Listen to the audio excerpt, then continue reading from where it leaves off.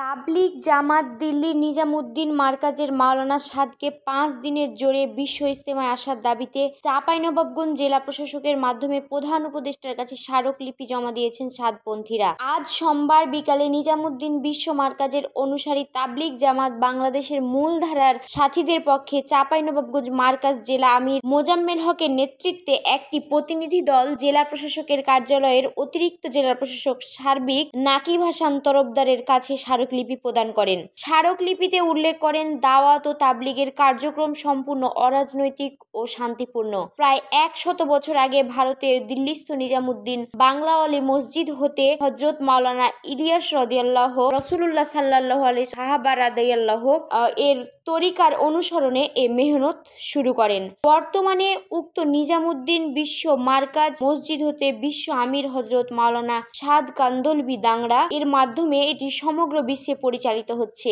নিজামুদ্দিন বিশ্ব মারকাজকে যারা অনুসরণ করেছেন তারাই আসল তাবলিগওয়ালা। বলেন, কোনো যৌক্তিক কারণ ছাড়াই দাওয়াত ও তাবলিগের বিশ্ব আমির মাওলানা সাদ বাংলাদেশে আসতে পারছেন না। গত 7 বছর যাবৎ তারা কোরআন ও হাদিসের আলোকে তার মূল্যবান বক্তব্য শূন্য থেকে বঞ্চিত হয়েছেন। পূর্বে তিনি বিশ্ব ইজতেমার প্রধান বক্তা ছিলেন, আখিরি মোনাজাত পরিচালনা করতেন। তিনি সারা বিশ্বে তাবলিগের কাজে সফর করে চলেছেন। আসন্ন বিশ্ব ইজতেমায় বিশ্ব আমির হযরত মাওলানা সাদ 5 দিনের জোরে বিশ্ব ইজতেমায় বাংলাদেশে আসতে পারেন, তার জন্য প্রয়োজনীয় ব্যবস্থা গ্রহণের জোর দাবি জানানো হয়েছে। এ সময় উপস্থিত ছিলেন চাঁপাইনবাবগঞ্জ জেলা মারকাজ সুরা ফাইসাল সদস্য মহিউল আলম স্বপন, সুরা ফাইসাল সদস্য মাওলানা আব্দুল্লাহ, সুরা সদস্য আসিফুল বাবু, সুরা সদস্য রেজাউল করিম, প্রফেসর আকবর আলী সহ মাওলানা সাদপন্থী অনুসারীগণ। Desk report, Chapai journal, Chapainawabganj.